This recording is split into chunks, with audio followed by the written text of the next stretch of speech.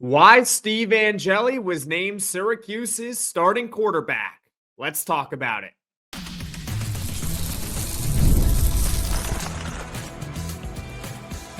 You are Locked On Syracuse, your daily podcast on the Syracuse Orange. Part of the Locked On Podcast Network, your team every day. Hello, everyone, and welcome into Locked On Syracuse. I'm Jackson Holzer, and thank you for making us your first listen of every single day here on the Locked On Podcast Network. It's your team every day, and of course, we are always free and available wherever you get your podcasts, whether you're watching us right now on YouTube or you're listening to Locked On Syracuse on your favorite audio platform. And on today's show, the long-term future outlook of Syracuse's quarterback situation. What's going to happen to Steve Angeli, Rickie Collins, and some of the young quarterbacks on Syracuse's roster. We'll talk about that later on in the show. Also, Rickie Collins' role for 2025. You're going to want to hear my thoughts on that later on in the show as well. But first, why Steve Angeli was named Syracuse's starting quarterback for Week 1 against Tennessee. All that and more here on today's edition of Locked On Syracuse. So in case you missed it, yesterday it became official. Notre Dame transfer Steve Angeli is Syracuse's Week 1 starting quarterback against the Tennessee Volunteers for Week 1, which, by the way, is just 11 days from now. That's it. We are inching closer to the start of Syracuse football season here. Tomorrow is actually 10 days. But back to business. Fran Brown, the head coach of Syracuse, he met the media yesterday to go over the decision to name Steve Angeli the starting quarterback. And ultimately, there were three reasons why he named Angeli the starter. Number one, his words, running the operation. And I got a quote for you all from Fran Brown. It just came down to a little bit of operation, able to run the operation the best. We felt he just a little bit ahead or a little bit of a nod over him. So the interpretation of that quote from Fran Brown is that Steve Angeli ran the offense, ran the system better than Rickie Collins. Not necessarily who's the more talented quarterback, who executed the system the best. We know that Jeff Nixon, the offensive coordinator at Syracuse, runs a pretty good offense based on last year at Syracuse, his prior track record, mainly at Baylor. We've documented it here on Locked On Syracuse. We know that Jeff Nixon's offense works. It just comes down to sometimes who can execute it better. And according to Fran Brown, it seems to be Steve Angeli. Now, when Angeli arrived to campus in the spring, naturally, Rickie Collins had an advantage over Steve Angeli because he got to Syracuse first. He got to Syracuse in December, so he had more time to learn the playbook, learn the offense, develop chemistry, and all that. But very quickly, it seems like Steve Angeli was able to pick up this offense. And so, lo and behold, that advantage that Rickie Collins initially had, which was being the starting quarterback originally and having time to learn the offense and develop chemistry, well, that just goes all away. And it comes down to ultimately who can execute it better. And according to Fran Brown, it was ultimately Steve Angeli that had a slight edge in executing the offense over Rickie Collins. He also praised Steve Angeli's leadership. A quote from him, he's just a natural leader. A lot of the guys gravitated towards him. He makes it his business to build personal relationships with everyone. I think that's what really good quarterbacks do. I think that quote is pretty self-explanatory. I don't think there's too much to really interpret from that. We can all kind of understand that Fran Brown is really praising Steve Angeli's natural born leadership that he has. And leadership for a quarterback is obviously very, very important, whether it's building off the field connections or on the field, being able to rally the troops together. The quarterback is touching the ball on basically every single snap. So obviously super duper important that Steve Angeli has that leadership quality. I don't think this is necessarily a knock on Rickie Collins either, just because in this specific quote, Fran Brown is not talking about Rickie Collins. At one point in camp, actually, Fran Brown was also praising Rickie Collins' leadership. In fact, there was a time where Rickie Collins and wide receiver Jonte Cook, who projects to be one of the starters on the offense this season, he said that they were working with Fran Brown's son, Fran Brown Jr., after practice. So overall, I don't think this is necessarily a knock on Rickie Collins. I think both of them probably displayed solid leadership in their own right. But at the end of the day, Steve Angeli, able to execute the offense better, also has those leadership qualities. And we're about to get the third reason why he was ultimately named the starter, which was experience. Fran Brown admitted that Steve Angeli's prior track record at Notre Dame did play a role in his decision. In fact, he made it a point of emphasis to the media that he wasn't going to lie to us. It obviously impacted his decision. Think about it this way. If Steve Angeli, let's say, struggles in practice one day, like he struggles, he has a bad day at practice. If you're Fran Brown and you're this coaching staff, you can go turn on some of the tape. You can go look at what he did in the 2023 Sun Bowl against Oregon State. You can check out what he did in the college football semifinal at the end of the first half versus Penn State, and you can see Steve Angeli perform at a high level in college football, assuming, of course, if he has a bad day. That's why experience is so important, because if Rickie Collins has a bad day at practice, what tape are you going to turn on to kind of say, okay, it's all right, it's just a bad day from Rickie? Well, he's got 7 career passing attempts at LSU, not really in any high leverage situation whatsoever. Obviously, he's got great high school tape. That's cool. So does Steve Angeli. They were both 4-star recruits in high school. They were both dominant players in high school. There's a reason why they were battling to be a starting quarterback on a Division I power conference team. I don't care if it's Syracuse or if it's Alabama. You got to be pretty damn good to be a starting quarterback on any power conference team. So obviously they're going to have great high school tape. So overall, you combine the 3 factors by Fran Brown: ability to run the offense, leadership traits, and also the fact that Steve Angeli had more prior experience. It makes sense why Steve Angeli was ultimately named the starting quarterback of Syracuse football. Overall, I support the decision. Hopefully it works out well for us Syracuse fans and for the Syracuse team in general. And Steve Angeli lights it up this season and has a big year for the Orange. What are your thoughts on Steve Angeli being named the starting quarterback for Syracuse in week 1? And also your thoughts on why Steve Angeli was named the starting quarterback according to the head man himself, Fran Brown. Comment your thoughts in the comment section below. Now coming up, what is Rickie Collins' role for the 2025 season? Find out next on Locked On Syracuse. This episode is brought to you by Prize Picks, the daily fantasy platform that lets you turn your football prep predictions into real rewards. Preseason is already heating up, and college football isn't far behind. Whether you've got your eye on big name quarterbacks or breakout running backs, Prize Picks makes it easy to get in the game. Prize Picks is simple to play. Just pick more or less on 2 to 6 player stat projections. If you get your picks right, you could cash in and win up to 2,000 times your money. Download the Prize Picks app today and use code LOCKEDONCollege to get $50 in lineups after you play your first $5 lineup. That's code LOCKEDONCollege to get $50 in lineups after you play your first $5 play. Prize Picks, run your game.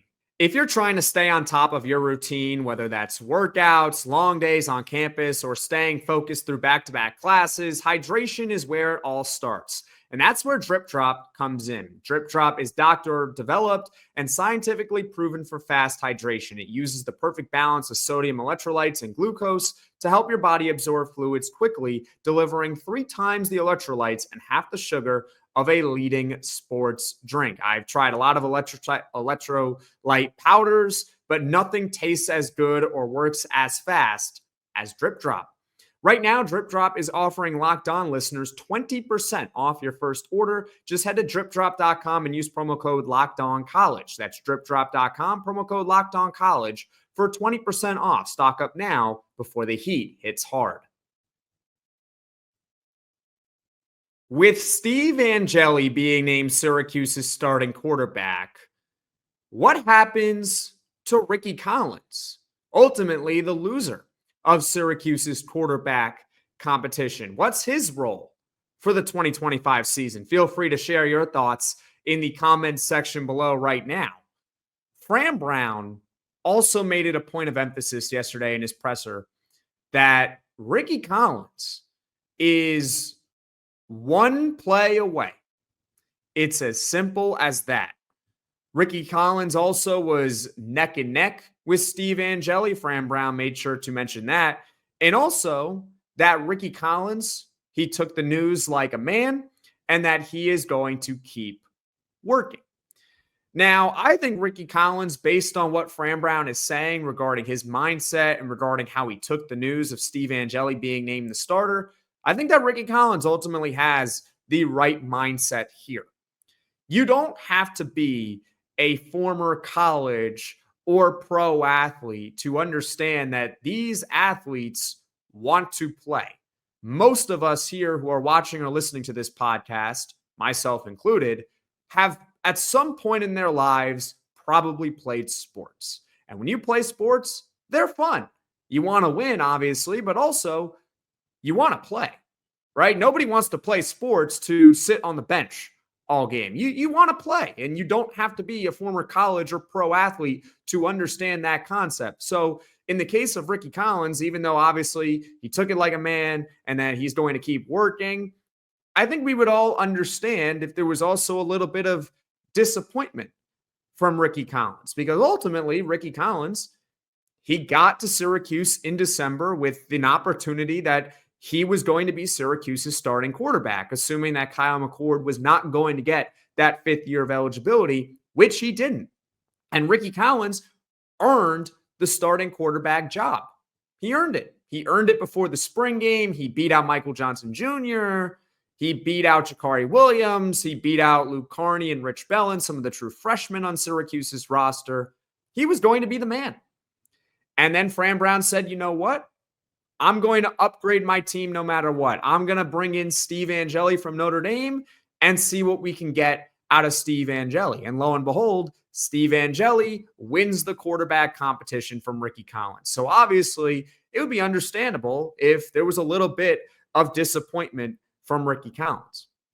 But at the end of the day, according to Fran Brown, he took it like a man. And ultimately, that's exactly what he has to do, because he has to understand he is only one play away. And that is ultimately what his role is for the 2025 season. He is the backup quarterback, but you know what? One play can change everything in football, whether it's injuries, underperformance, sometimes both. Backup quarterbacks play all the time. What happened with Syracuse last year, as far as Kyle McCord starting every game and basically attempting every pass, aside from a couple of passes in the win over Holy Cross, that is not normal. It's not normal at Syracuse, and honestly, at most other schools, not really normal. Quarterbacks oftentimes, in a variety of different situations, have to come out of the game, whether it's injury, again, underperformance, or just also the fact that their team could be blowing out a team that they're significantly better than. And so as a result, they don't want the starting quarterback to get hurt. Here comes the backup quarterback to showcase what he's got. Think about Steve Angeli. Steve Angeli is a perfect example of this. He was the Notre Dame backup quarterback last season. He got limited playing time at times during the season, as well as in 2023. He got that Sun Bowl start. But one play away, it changes literally everything. You always have to stay ready as the backup quarterback if you're Rickie Collins. Steve Angeli was thrown into a pretty tough situation. His team is down 10-0 at the end of the first half in the college football semifinal against Penn State, who, by the way, had a ferocious defense. Ferocious defense last year. Riley Leonard's out. He's hurt at the moment. All right, Steve, what do you got? What are you going to do? Because nobody's going to feel sorry for you. Nobody's going to feel sorry for Notre Dame if you go out here on this drive and you throw a pick six. It's not like college football is all of a sudden going to overturn the results because Steve Angeli did not play well at the end of the first half. But you know what? He stayed ready throughout the game. He stayed ready throughout the season. And when the moment came, Steve Angeli executed a pretty much flawless end of the first half field goal drive that really got the game rolling for Notre Dame. So you got to stay ready if you are Rickie Collins. And there's more examples of this.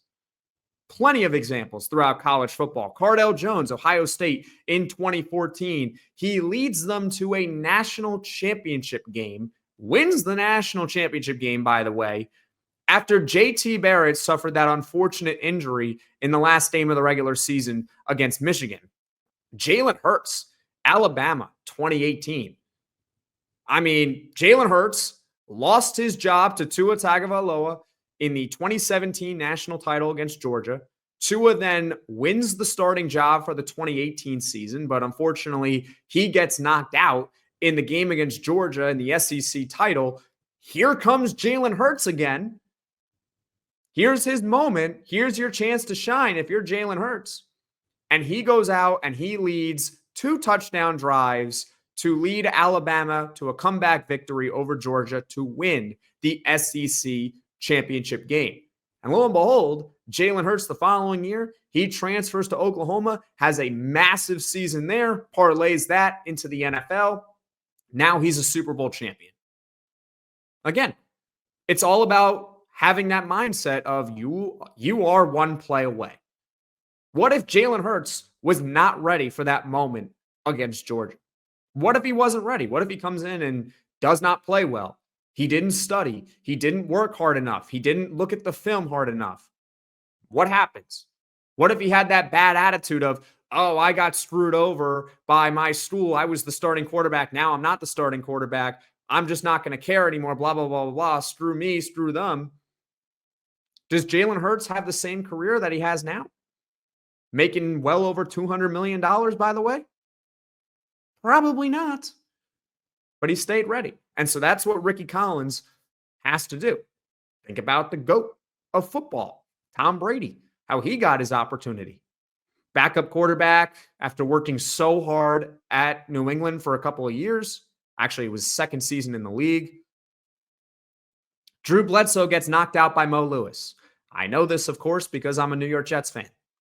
And it changed the course of history because in comes Tom Brady. He gets his opportunity to start. It was originally not going to be for the rest of the season, but he plays well, and he's named the starter for the rest of the season. He's named the starter for the Super Bowl. I think the rest is history with Tom Brady.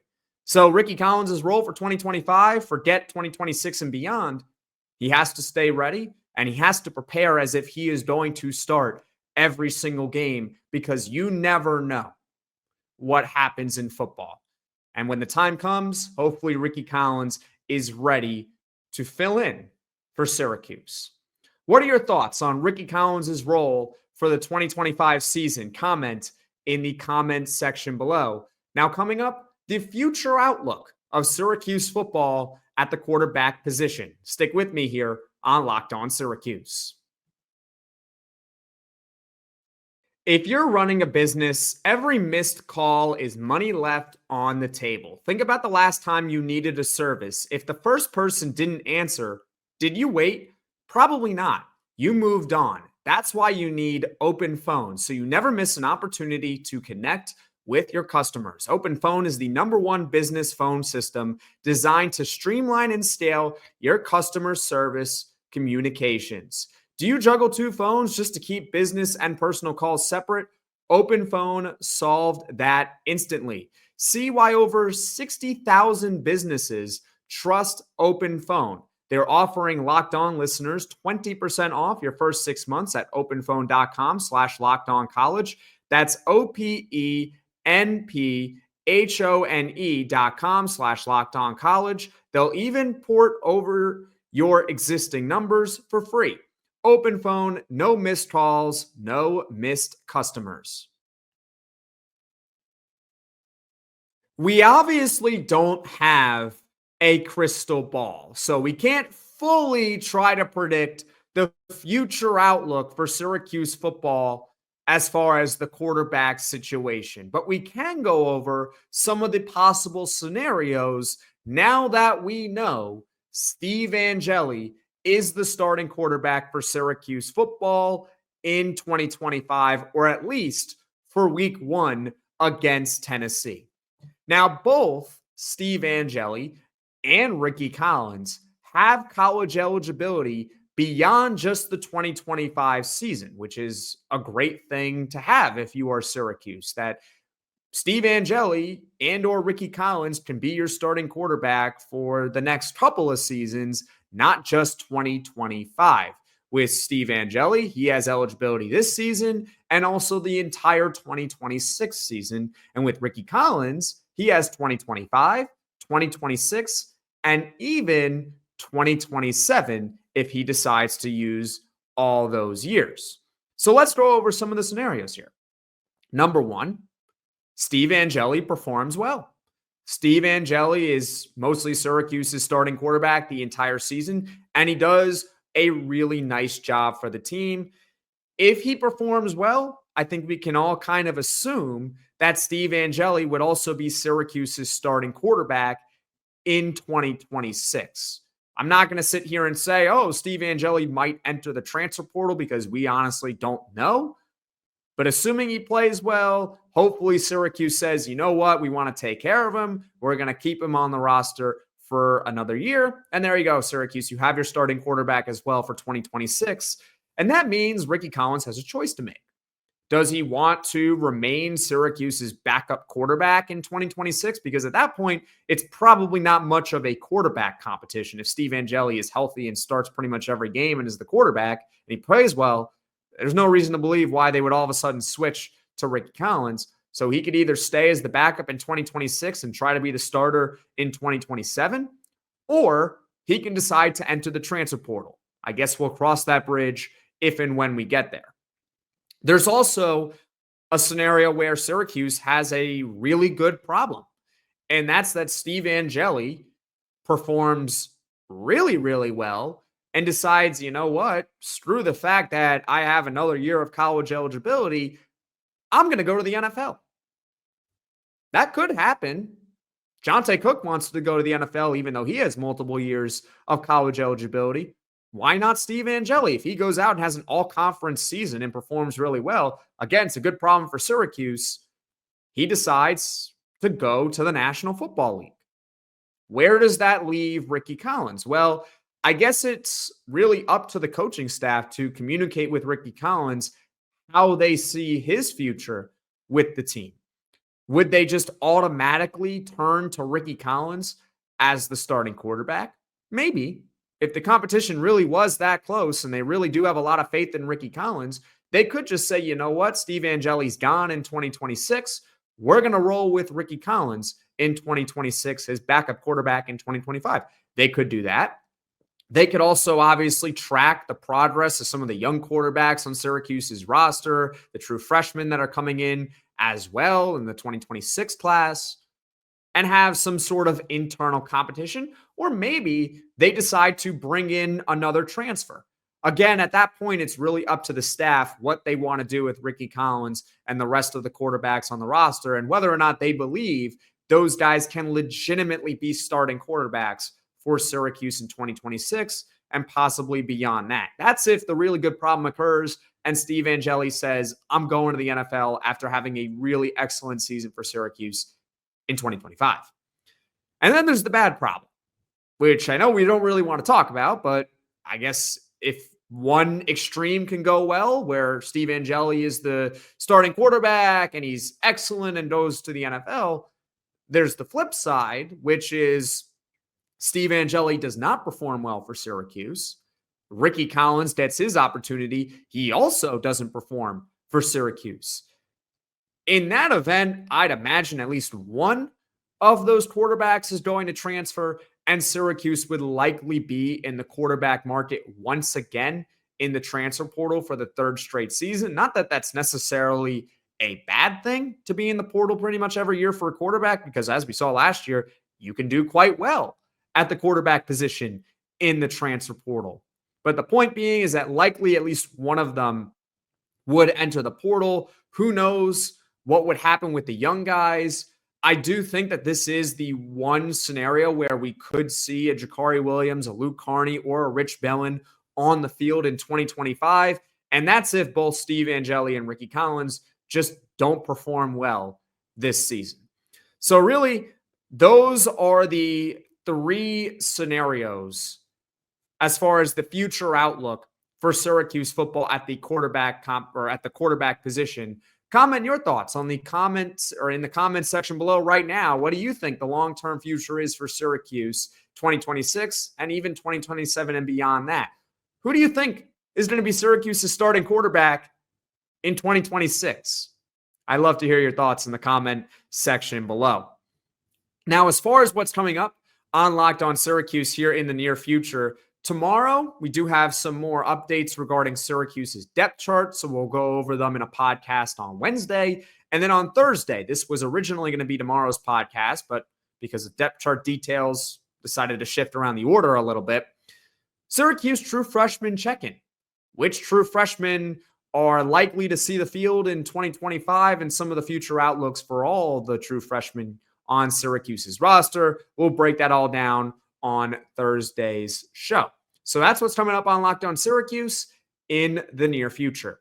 Thank you for making us your first listen today. And for your second listen, you can check out the Locked On Portal Show with football recruiting expert Brian Smith. He's got the latest rumors and signings each and every day. You can also check out Locked On ACC with Kenton Gibbs and Alex Stano, your hosts, breaking down all things ACC. Lots of football commentary as we start the new season. And of course, if you want a more broad perspective of everything in college football, well, guess what? You're in luck. You could check out Locked On College Football with our host, Spencer McLaughlin, for all things college football news. You can find all those podcasts, Locked On Portal, Locked On ACC, Locked On College Football on YouTube, or wherever you get your podcasts. Folks, thank you all so much for watching. Thank you all so much for listening. If you like this podcast, be sure to hit that like button. If you really enjoy the podcast, if you can just do me a favor, hit that subscribe button and turn on those notifications so you know right away when I am dropping the next podcast, especially over the next couple of weeks. There's going to be a lot of content coming your way here on Locked On Syracuse. Thank you all so much for watching. Thank you all so much for listening, and I will see you all again soon.